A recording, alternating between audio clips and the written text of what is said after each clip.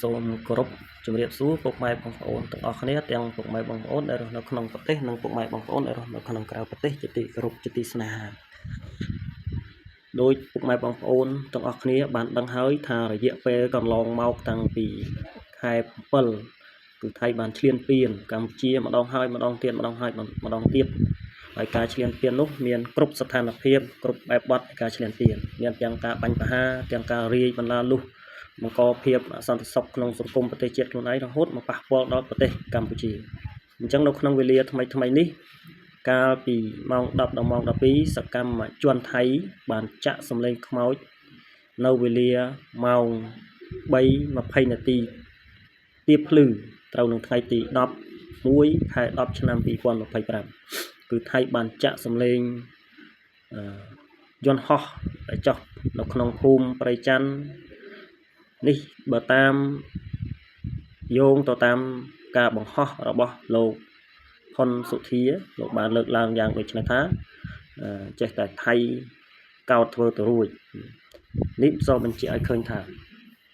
ប្រទេសថៃគឺមិនចង់បាននៅសុខសន្តិភាពដូចអ្វីដែលថៃបានបង្ហាញទៅកាន់ប្រជាពលរដ្ឋរបស់ខ្លួនទេថៃនៅតែបន្តការឈ្លានពានមកលើកម្ពុជាដោយឥតឈប់ឈរហើយខ្លួនឯងបានទាមទារ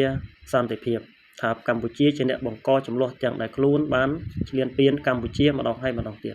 ជាក់ស្ដែងដោយបងប្អូនដឹងហើយថាថៃបានចាក់សម្លេងខ្មោចការចាក់នេះវាធ្វើឲ្យរំខានទៅដល់ប្រជាពលរដ្ឋពុកម៉ែបងប្អូនយើងដែលរស់នៅតាមព្រំដែនធ្វើឲ្យកុមារធ្វើឲ្យមនុស្សចាស់គ្រប់វ័យគ្រប់ឋានៈមានភាពភ័យខ្លាចរស់នៅក្នុងអសន្តិសុខរស់នៅក្នុងភាពភ័យខ្លាចសូម្បីតែការរកស៊ីអីជាដើមគឺมันអាចនឹងប្រកបអាជីវកម្មអីផ្សេងដោយសេចក្តីស្ងប់ចិត្តទេអញ្ចឹងថៃនៅតែបន្តរហូតមកដល់សប្តាហ៍ថ្ងៃនេះហើយថ្មីនេះដូចបងប្អូនដឹងហើយនេះបើយើងយោងទៅតាមការបង្ហោះเพจផ្លូវការរបស់លោកហ៊ុនសុធាបាទអញ្ចឹងពុកម៉ែបងប្អូនអាចsearch ឈ្មោះគាត់ទៅដើម្បីយើងវាយថាតើសំឡេងហ្នឹងវាមានសភាពគួរឲ្យខ្លាចបែបម៉េចសូម្បីតែខ្ញុំជាមនុស្សធំនេះក៏នៅមានភាពភ័យខ្លាចដែរព្រោះចុះយើងគិតមើលទម្រាំតែក្មេងតូចកុមារទារកតើវារំខានហ្នឹងវាខ្លាំងយ៉ាងណាបាទ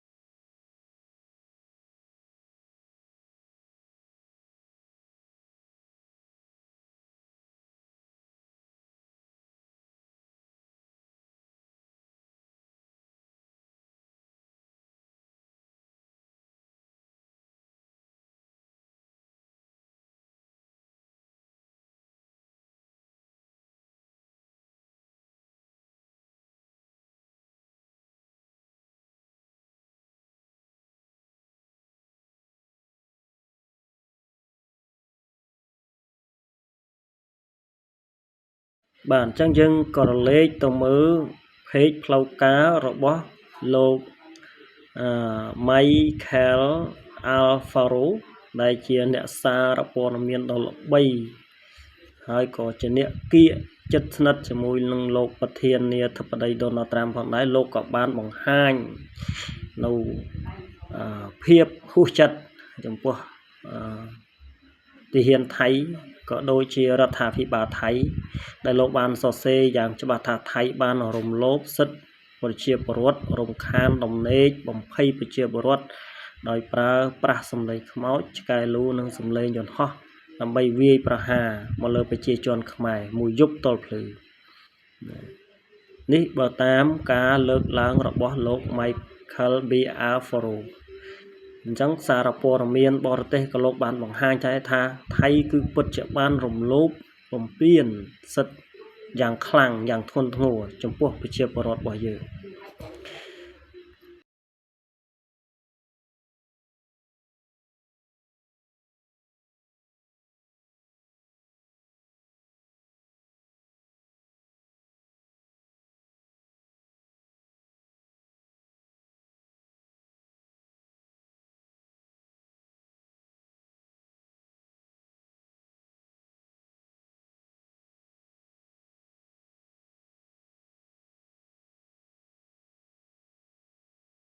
បាទដូច្នេះគឺថាថៃនៅតែបន្តអញ្ចឹងយើងមិនអាចឈួរមើលការរំលោភបំពាននេះម្ដងហើយម្ដងទៀតបានទេ